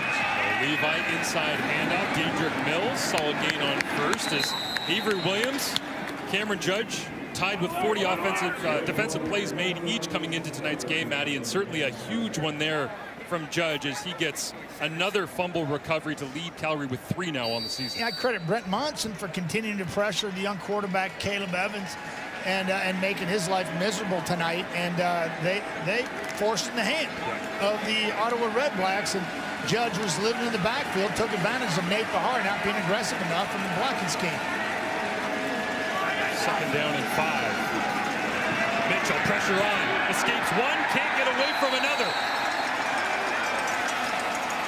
Leon Lang, first on the scene in the backfield that time as he wraps up Bowen, gets his first of the season. Yeah, and that's his 37th of his career. Where you at, big boy? Right here, I think he is. And watch him work. Get there, inside move. Ooh-wee, he just made him whiff. Man, he just destroyed him. Davon Coleman came in looking for the half sack. That was like a whiff. That's 295, 300 pounds just steamrolling into the backfield. Now a shank off the side of the foot of Cody Grace, and once again, Ottawa gets a gift in terms of field position, and there goes Nick Arbuckle onto the field as Caleb Evans will watch from the sidelines after the forced fumble and fumble recovery of Cameron Judge. So Arbuckle traded, of course, from Edmonton to Ottawa after the trade of Jeremiah Masoli, and the Ottawa crowd seems to like the move here from Paul LaPolice, although some people might think that it came a drive or two too late after the way the first half went. Well, I mean, you think he might be able to spark the young quarterback with good field position gifted to you by Salmon, the linebacker, who's unexpectedly playing, and then the ball's turned over like that. So here's Nick Arbuckle. Again with Arbuckle on the handoff. It's Jackson Bennett turning the corner. Hurdles. Gets a gain of about 8 on first down as Jackson Bennett. There's an injured Calgary Stampeder behind the play, but Jackson Bennett, one of the best runners through training camp, Lapo said. Yeah, and surprisingly on Zoom calls, you know, he was adamant about it too. He says, talked about workload last week against Toronto with William Powell, and he says, no, I just want to give Jackson Bennett some touches because, quite frankly, probably the best running back in training camp this year. And it's eye-opener when you're talking about he's competing against William Powell. But a bit of a workload issue, too. He did admit to that, but he really likes what he sees. Matty, talk me through Nick Arbuckle here, standing at field level in the huddle with an injury timeout, and it's his first drive being in as a quarterback that's leading the full offense, not short yardage. Yeah, well, one, I don't like him reading off his wristband, right? I just don't think that commands a huddle, you know. But I do believe that this is a good move for the young quarterback, and he can make a lot of hay with his teammates very quickly. We'll take a quick break as they take a look at the injured Stampeders. Calgary leads 16-0 over the RedBlacks. Legacy night here in the nation's capital as we all remember the 2016 Grey Cup. Andrew Buckley trying to turn the corner, brought down, and of course Ernest Jackson into the end zone in overtime and knocked away from Bakari Grant as Ottawa, who began the year 8-9-1, finished with a Grey Cup championship, and head coach Rick Campbell raised the cup above his head. I remember it like it was yesterday. Henry Burris coming off the field, coming onto the field late, and there was big question whether or not he'd be able to play in that football game. And he went in, got some modern medicine, came out, and it was lights out. Rode off into the sunset with a Grey Cup victory. Brad Sinopoli, Patrick Lavoie, Moten Hopkins, Sir V down there, Jonathan Rose. I saw Moten Hopkins at the airport coming in yesterday, and he's looking at me. I'm looking at him thinking, that's got to be a football player. But I don't know who it is. And I figured it out finally. That big Moten Hopkins walking around. So Arbuckle's first 2 snaps here at the controls for the RedBlacks are both handoffs. One on an inside handoff, the other on a jet sweep, and looks like Bob Dice's special teams unit will come off the sideline. I mean, new to the playbook. He's not really. I mean, he was here in Ottawa for a year studying it. We talked to him a couple weeks ago. He said he understands I was trying to give him an out and staring at his wristband like that, talking to his teammates. You know, it's just like I'd be talking him to there in an injury timeout, getting him going, pumping him up. Interesting how conservative the call was on second and medium as Leone's not happy with this punt. It goes out of bounds. It'll be an illegal kick out of bounds, and that will flip field position. The net on that one will be atrocious for the RedBlacks, and the rare miss from Leone. Wow. I mean, an interception by Salmon sparks this stadium, and then a turnover on 2nd and 5, pressure, credit Illegal Munson. punt out of bounds. Ottawa, number 13. It's a 10-yard penalty. It's going to be first down for Calgary. And then that punt out of bounds by one of the best. It's like, what is going on here? So Bo Levi Mitchell just 47 yards out from becoming the all-time Stampeders passing yardage record holder. And he's got a full field in front of him. Ball spotted at the 35-yard line. With a 16-point lead.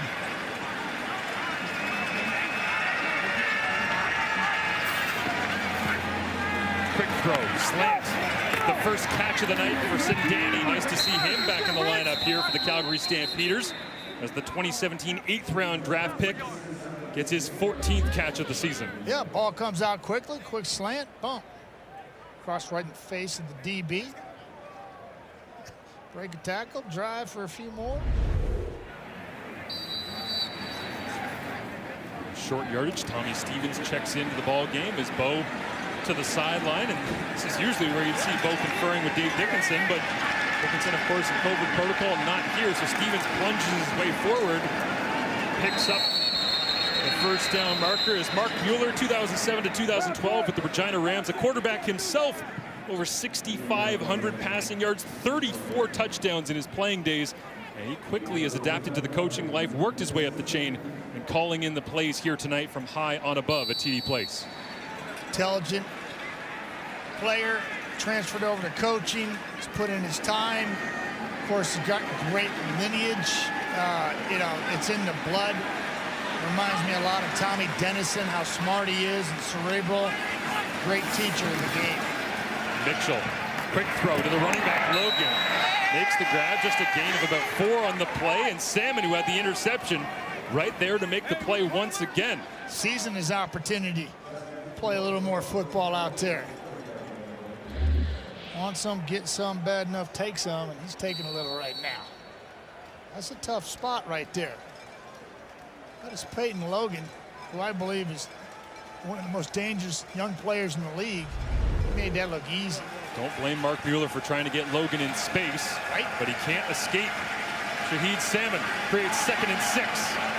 Flank comes up, looks like Calgary was offside. Deep shot down the middle of the field, hangs up, and it will fall incomplete. Likely wouldn't have held anyways.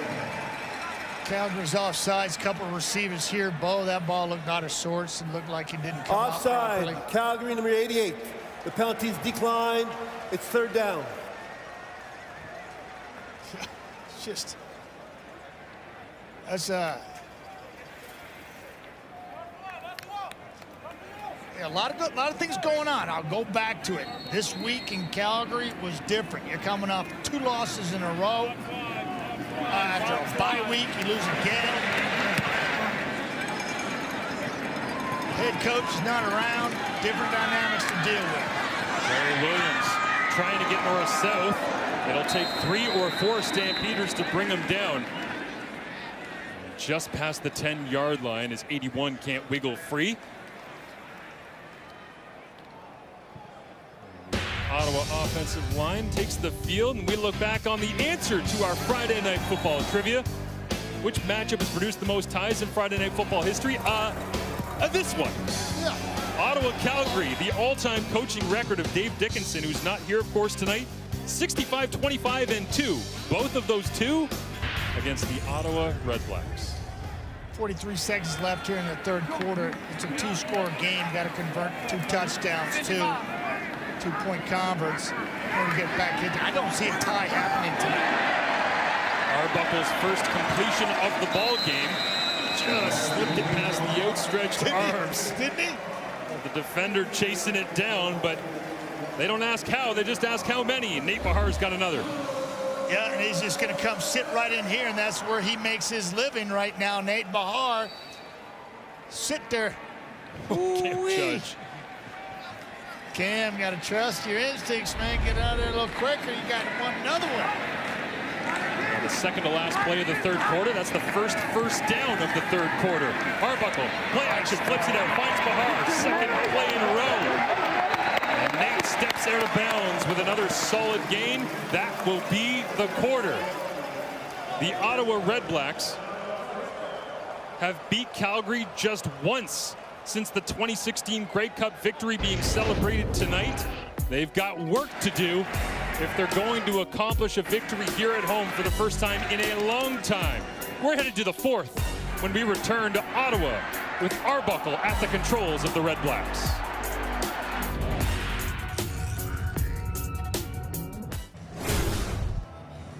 A 2-score ball game here in Ottawa. Doesn't feel like it, thanks to the lack of yardage acquired by the Ottawa RedBlacks. They are not out of this one yet, Matty, but certainly a lot of work to do if they want to climb back in against a motivated Bo Levi Mitchell. Yeah, I think it's going to take all 3 phases, too. I think you're going to have to get a defensive score. You maybe in the special teams, you know, offense has been non-existent. You see Arbuckle, he's got a little rhythm going on right now. Too bad the quarter ended, because now it kills everything. It's like starting over.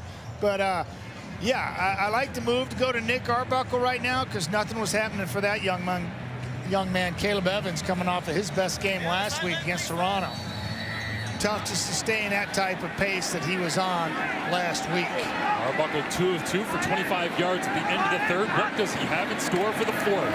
They begin with a handoff on 1st and 10. No gain on the play as the Calgary defensive line quick to get there as the young rookie taken in the supplemental draft, TJ Rams, makes the play.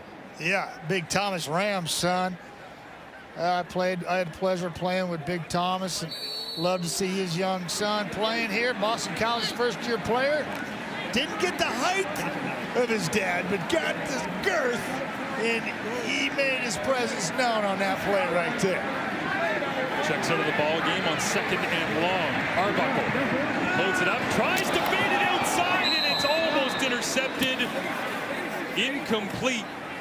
As Jonathan Moxey should have taken that one to the house. It looked like Matty Arbuckle almost threw that one blind trying to look it off and get to the outside. Yeah, it came out funny. We're going to have a real good look at it here and watch his hips. He's looking that way, so he opened them up fine. Ball just came off. It was like one of the passes I used to throw as an option pass. You had the option to catch either end, and it was even tough for Moxie to put that one away.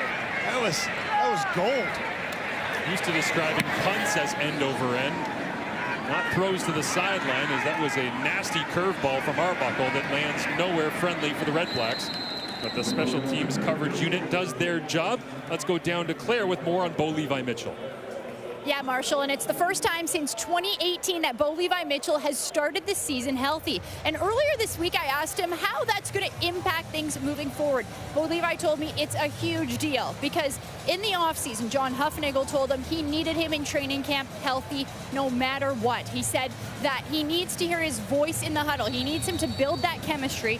And most important, Mitchell told me that the chemistry you're seeing early with him and his young receivers like Malik Henry is a product of training camp. He believes those will be the difference makers carrying it into the second half of the season. Guys. There you can see the chemistry developing. Not tonight.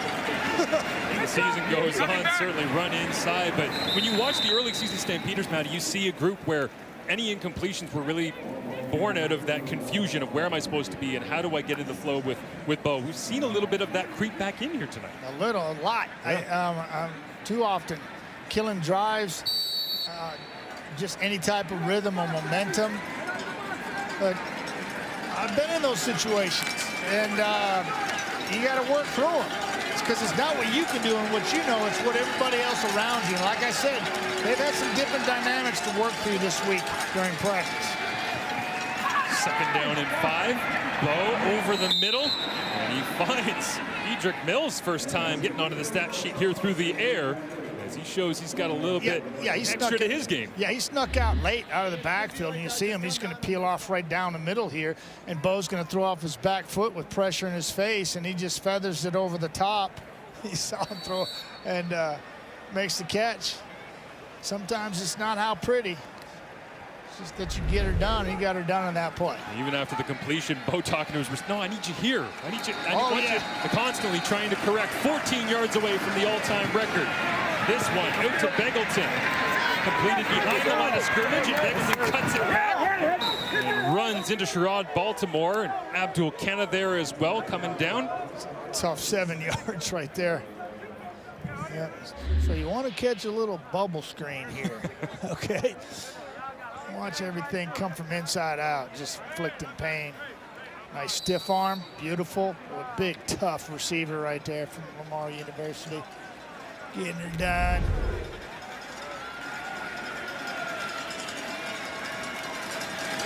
Second down and 3. Bo Levi Mitchell 7 yards away.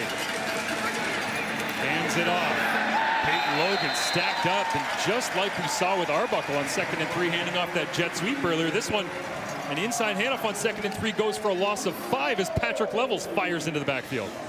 Yeah, that's the next quarterback out of the area. Dallas making that play right there. Patrick Levels. He just read their mail. It's a heck of a tackle. Tough back to bring down. He says, shut it down, not my watch. Very nice. He can talk and talk. He can walk it too. One of the more vocal players of the Montreal Alouettes defensive last season. Free agency signing here in Ottawa. Had to wait a little bit to make his Red Blacks debut, but has certainly made his impact felt the second that he put on the arm. Low skipping snap comes out from Aaron Crawford back to Cody Grace, who just hacks this one down inside the 5 and rolls it into the end zone. And it's picked up there by Terry Williams. And conceding the points as Nick Arbuckle retakes the field. 17-0 Calgary up over Ottawa. He say first taste of gold? Is that what he says? I'm trying to figure out that last note. He hit it. I'm just trying to figure it out. Somebody's hitting it out here tonight. Nick Arbuckle looking to hit some receivers in the open field. We haven't said Jalen Ackland's name in way too long. If you are an Ottawa RedBlacks fan, 23's been wandering around the field on and off and on and off, and that's his first catch of the ball game, the leading receiver in the CFL. Talk about quiet like a mouse. Unbelievable job by Brent Monson and his defense here tonight. Bringing Caleb Evans back down to earth and stymieing this red-black offense. Arbuckle looks out to that same left-hand side, and a completion on 2nd and 4 will move the sticks. And Matty, you remember, of course, before the trade to come here to Ottawa, Arbuckle was a member of the Edmonton Elks, and they took on Calgary. And Arbuckle had several of those tough throws into windows against this same defense. Yeah, and Nick's in a nice rhythm. He's a gunslinger. Ball's coming out quicker than we saw what Caleb Evans was managing in 3 quarters of play. Fresh set of downs. Arbuckle checks it down underneath. Spinning away from 2 tacklers, and Jameer Thurman finally sits down William Powell, and a lot of work here for a very minimal gain. Yeah, and climbed the pocket nicely, recognized and knew where his outlet was and found him under duress. A nice play by Nick Arbuckle, albeit first 6 yards there. Brent Monson having a whale of a night, defensive coordinator for Calgary. He's like puppeteering his guys on the field incredibly well, putting them in the right spots, and they're making plays. D-line digs in on 2nd and 3. We'll go to the run. It's Willie P. Bouncing through the hole. Big chunk play for the first time tonight for William Powell as he's brought down by Titus Wall, but not until a first down for the Red Blacks. One of their deepest drives in Watch Rocco here, and the big boys working it here, right here at the middle, right up the left side. William Powell lets it develop, boom. Steal him, set him up, exploit it, hit it, hit it, hit it. Yeah, he loves it.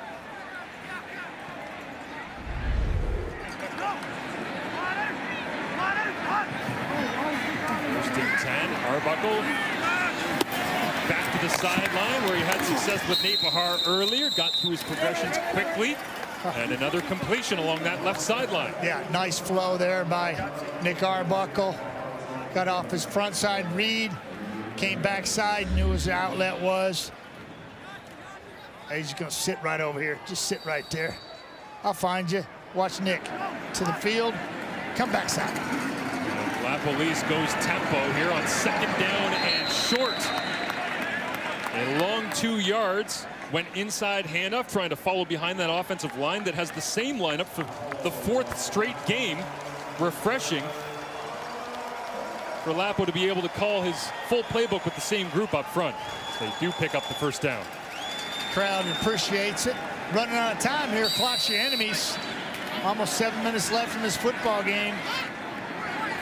I will start picking things up. Get to the line of scrimmage a little bit quicker here as we cross inside the final half of the final quarter. Another throw out to that left side. They found something here with Arbuckle, taking the smart stuff, and another solid gain on first down. There's Ackland again. He's just going to come up here and sit down right here and work back outside once he receives the football. Watch how quickly this ball comes out. Give it to him. Short yardage. They keep Arbuckle in. Drives the legs, pulls his way forward. They have been in the score zone tonight. Of course, it was after the Shahid Salmon interception at the opposite end of the field here. It was immediately stripped up by Cam Judge, fumble recovered, and the possession was over. This is the deepest they've been. Yeah. Yeah, you can't. Yeah, you're down 17. You need a major here. Arbuckle, deep drop. Uh-oh. Pressure on, ball pops out. And Ottawa recovers it on 1st and goal, and it will set up 2nd and goal from the 26-yard line. Yes. Around the lane again, just getting off it. Just beelining for Arbuckle. You see him coming like he's not even stopping. Nobody's getting him with no speed bumps, nothing. Zing. Well, that ball came out before he got there. Arbuckle, watch, this ball comes out before he gets there. Ball's out. Wow, he just put that on a turf. 2nd and forever. 17-yard loss.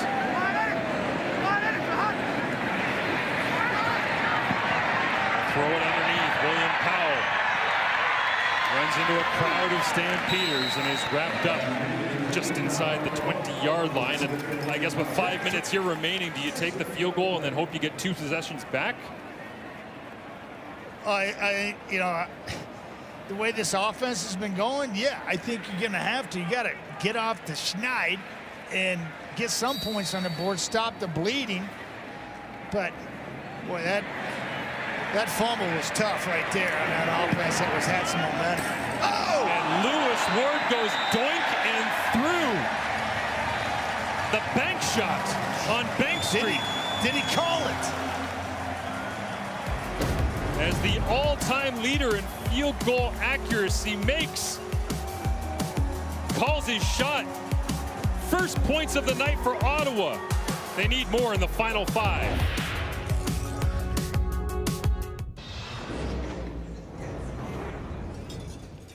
Oh, you're gonna be on me all day, huh? Damn it. All right, I see.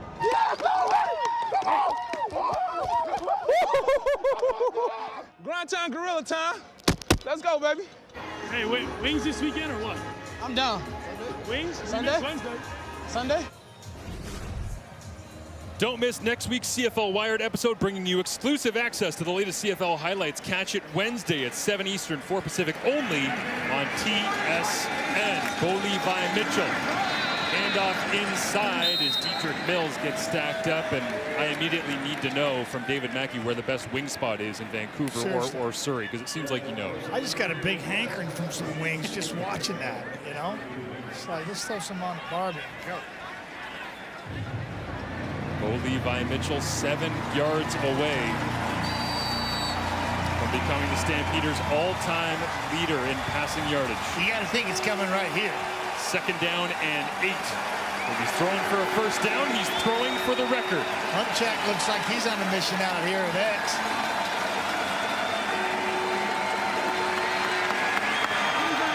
Three-man rush underneath. Bo, Kamar Jordan wrapped up.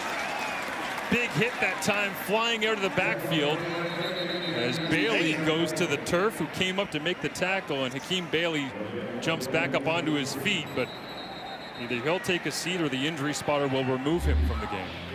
He's trying to shake it off, but body's not letting him. Bo just dumps it out in the flat to Jordan. He gets undercut. We'll take a break as they attend to Hakeem Bailey. 14-point deficit here in Ottawa. Here we stand deep in the 4th quarter with Bo Levi Mitchell crawling his way towards Henry Burris, trying to take the top spot in Stampeders history, 5 yards away as the Stampeders have the punting unit on the field, and Bo will get the football back. You'd have to think at some point and have a chance to chase down Hank. Thinking play action, 1st and 10 to Mills, dump it out in the flat and get it. Maybe a future Friday Night Football trivia question. Who caught the pass from Bo Levi Mitchell to go over the top in all-time Stampeders passing? Cody Grace sends it away to Terry Williams. We still got a game to determine here. Outside of Bo's record, 14 points the difference, and some hitting. Pads popping down there at the 25-yard line. as we hit the 3-minute warning. And Ottawa with a long field ahead of them, but a great finish to come if they can put together another drive here on Friday Night Football. A big football Saturday here on TSN as the CFL on TSN continues tomorrow. Braylon Addison and the Tiger Cats take on Brandon Banks and the Toronto Argonauts. All followed up by the Edmonton Elks and the BC Lions. There's Lucky Whitehead. There's Kenny Lawler, Darrell Walker, another receiver in that game, and a guy named Brian Burnham. Brian Burnham's back in the lineup. Arbuckle underneath, completes it to Darvin Adams, cutting back, crossing the 40-yard line and picking up the first down. Nice chunk play on first down, and the offense will go quickly to the line. Yeah, Darvin, just doing what Darvin's done for a long time. Auburn product just in space. Man, this is like Skelly right now. From here on out for the Red Blacks offense, it is pedal to the floor. Checking it down, Jackson Bennett tries to make two-man miss, runs right into Isaac Adeyemi Berglund. Yeah, oftentimes you get defenses and and a late flag comes out here as Adeyemi Berglund was able to draw the penalty. It looked like from Dino Boyd, the right tackle, who wandered out and decided to give one more useless After shrug. the play, major foul misconduct. Ottawa, number 64. This is a 15-yard penalty. It's going to be second down. This is going to drive LaPolice absolutely nutty. Everybody remembers Dino Boyd with his confrontation with Garrett Marino several weeks back. This is what drew this penalty here. Let's see. Took the extra step and got called he's for the just protecting. retaliation to the retaliation. He's just protecting his teammate. That's really petty there. Yeah, but I was saying oftentimes here, Marshall, you're going to see prevent defense, and for quarterbacks, it's like throwing Skelly, which is in practice. It's just the Upon further receivers. review by the replay official on the last play, there was also an objectionable conduct against Calgary. We'll go back up 10 yards. It's still second down for Ottawa. Wow. Yeah, that's what we saw. Yeah, there's more than just one guy in that fight in that little tussle.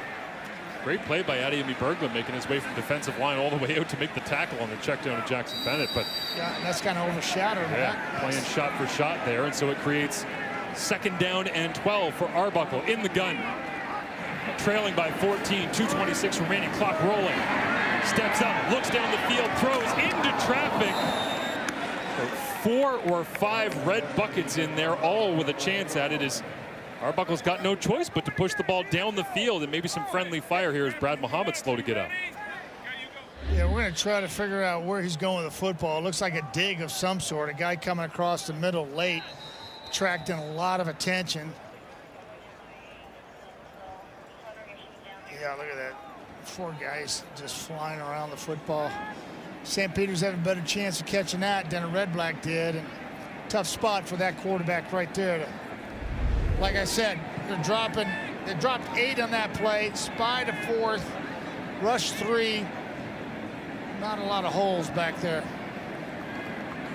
And quickly, Mark Killam on the headset, Dwayne Cameron alongside him, defensive backs coach, CFL draft coordinator, trying to figure out what they do with the back end here with Brad Muhammad coming out. So Killam wins this game. Does he get credit as the head coach? I would assume so. I don't know. Yeah. They'll move Moxie, by the way, into the halfback spot in place of Brad Muhammad, and in comes Nick Stats, the 6th-round pick from 2019, to the field corner position as Arbuckle again loads it up, gets hit as he throws. They go to that field corner spot, and there's Nick Stats watching Nate Bahar tiptoe out of bounds with a first down. Yeah, this is a throw you have to be able to make in the Canadian Football League. Right hash used to be a little further back in the day when the hashes were 17 yards apart. Now they're just 9. Look at that throw there. That'll test your arm. No problem for Nick Arbuckle. 2:15 remaining in the 4th. Another deep drop, another throw, about 13 yards down the field. Jalen Ackman picking him up, putting him down. And a first down for the Red Blacks. Fans are still sticking around here, having fun, drinking them cool beverages, enjoying a beautiful night of defense. Cheering on Nick Arbuckle and his offense, getting the end zone in a hurry here.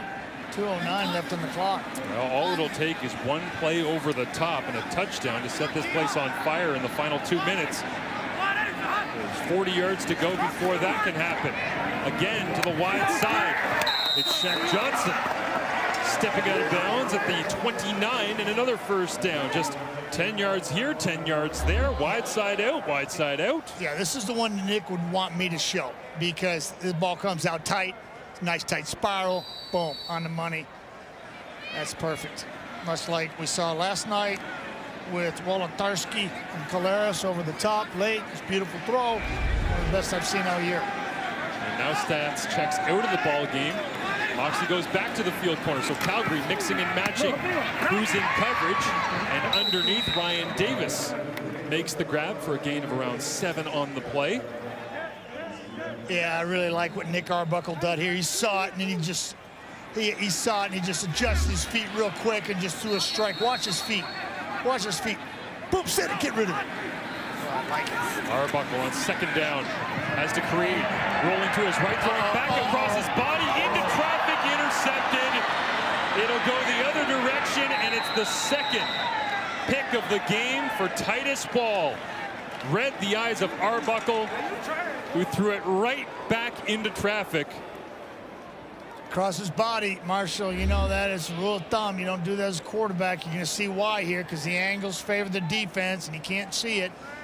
Watch, back across his body. This is easy, easy pick for Titus Wall. That's just a no-no. And in that situation, you didn't need to. Just throw that one away and live to play another play. Give your team hope. Squashed. And a challenge flag comes out in desperation here from Paul LaPolice, who's going to look for defensive pass interference.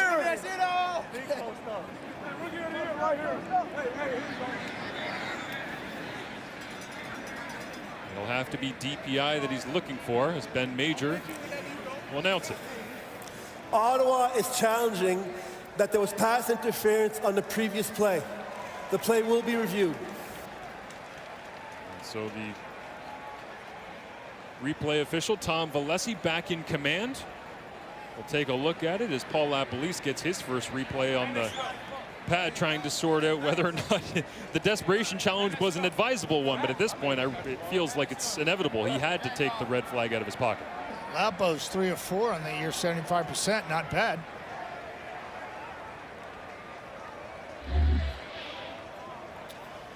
Yeah, I believe he's just right. If I can get to my right here. And well, just keep your eye on him the whole way. Boom, scramble rule, get open. Drift, drift, drift. I think they're reaching, but I think Lapo goes to 3 and 5 here on his challenges, 60%. As Nate Bahar was the intended receiver, trying to fight back towards the football. Is there enough contact there for them to well, it'll make the dramatically game change? interesting I mean, if the call is overturned on the field. But I don't think there's enough there. This will get the official verdict here on the desperation challenge, trying to extend the drive for Nick Arbuckle as he found his rhythm. Here's our lead official, Ben Major. Upon further review, the ruling on the field stands. Ottawa loses their timeout. It's first down for Calgary. Well, what a gratifying feeling it must be for Mark Killam to take control of the reins, go through the dynamics of assuming the responsibility of the head coach, Dave Dickinson, one that he's been in position to do all season long, and come here on the road, get a tough out, and beat the Red Blacks. Oh, it looks good on him. A lot of people cheering for Mark Killam, and Paul LaPolice continues to try to find answers here at the nation's capital.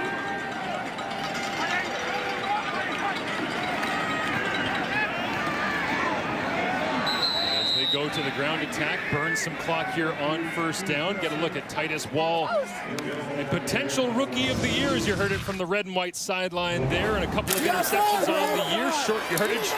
Give me that thing, Dan Evans. That was just thievery right there. It's like, start the car! Start the car! It's like, I've never seen anything like it. And then here, he couldn't believe he was gifted that one. Makes a nice move on Caleb Evans.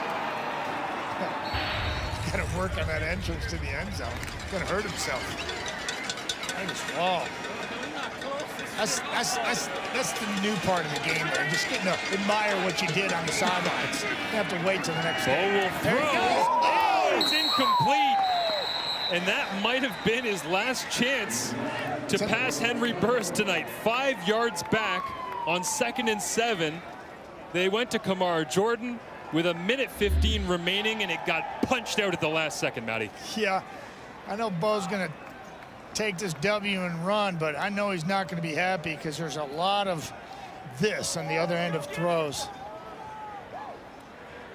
That's a tough catch right there. I don't care who you are. He knows it. Well, Bo said earlier this week he would have no idea where he stood on the record at any point during the game. I wonder if anybody got into his ear on that one, because a second down pass call backed up in your own end trying to burn clock.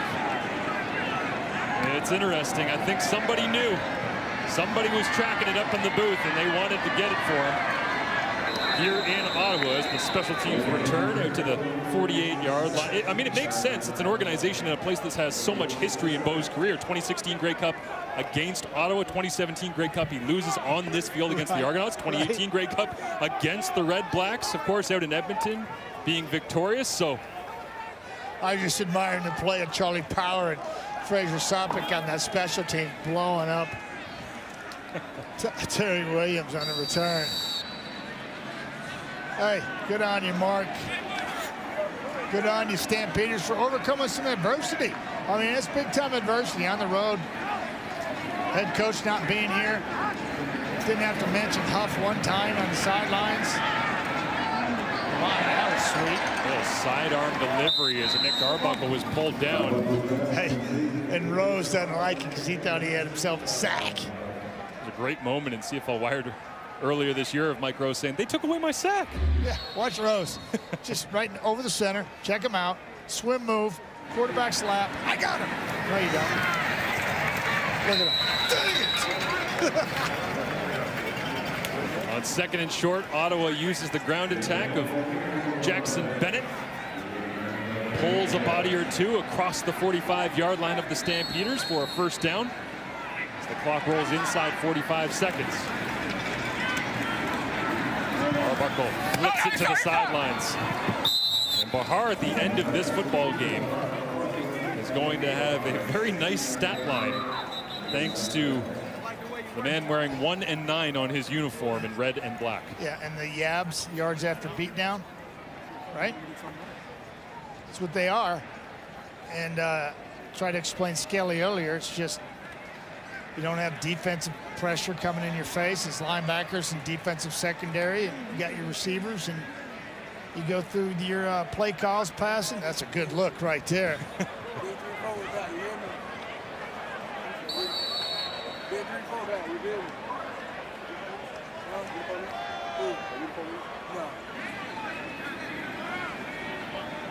Arbuckle gets a first down opportunity after the completion to Bahar. Steps forward in the pocket, throws it over the top, and Darvin Adams has them down to the 10. It'll likely be too little too late, but a nice connection that time to Adams. Could you see it happening, though? You know, you score here, you kick the kick the combo, a little onside action, Hail Mary, because Arbuckle dances around the pocket, and the sidewinder comes out as he just tried to get it. It's a good idea. Out the Can't flats. burn time getting sacked. Tried to get it out of his hand quickly, saw a flash of a Red Blacks uniform and tried to flip it to William Powell as quickly as he could. As Powell a little limping on his way back to the huddle. Yeah, all hell breaking loose. Only 4 guys coming. Saw Judge coming late, filling in. It's the whole idea of that rush 3 and then pick a spot and go get them. And forces Arbuckle to just throw it errantly. Second down and goal. Pocket collapses over the top. Darvin Adams incomplete. Wow. Shaq Johnson broke free to the post there, it looked like, but only after the ball came out of Arbuckle's hand. It's funny how that always happens. It was wide open. After the ball's out of my hands, I'm running for my life.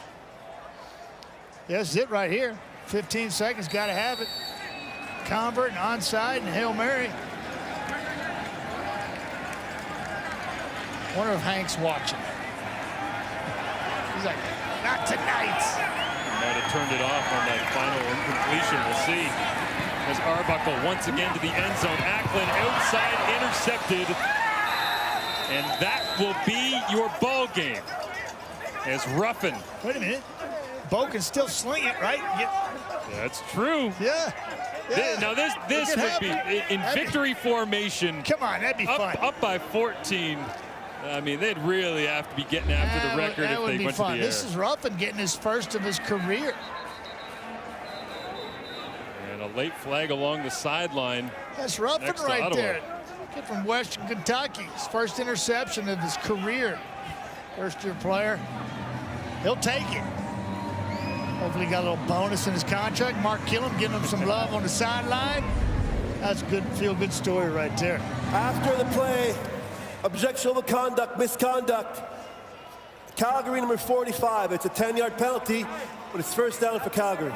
And Tremaine Washington, who was mentioned earlier on this evening, of course, was a free agent addition to the Red Blacks. Thought he'd be here. Got let go and landed in Calgary, playing a key role in what will become a 5-2 Calgary Stampeders club as they battle for what looks like second place in the West Division against the BC Lions, who they'll take on next week. 8 points back. Yeah, at the halfway point. Winnipeg's been playing lights out. A couple of games, I would say. They've been playing a lot of football. They've been playing it at a high level. Everybody's talking about the schedules, you know, and this team has been playing some football. And they're 8 points out in front of everybody out there west. And that will do it as the Calgary Stampeders grind their way to a 17-3 road victory over the Ottawa RedBlacks. Mark Killam victorious in his acting head coach duty in place of Dave Dickinson. Bo Levi Mitchell comes up just shy of becoming the all-time Stampeders passing record holder. But I don't think that'll hold up for very long against the BC Lions next Saturday as they travel. Tomorrow, great football coming your way. The Hamilton Tiger Cats will take on the Toronto Argonauts. Of course, the Elks take on the BC Lions as quarterback Nathan Rourke continues. For Matt Dunnigan, Claire Hanna, I'm Marshall Ferguson. Thanks for joining us from the nation's capital. Stampeders win.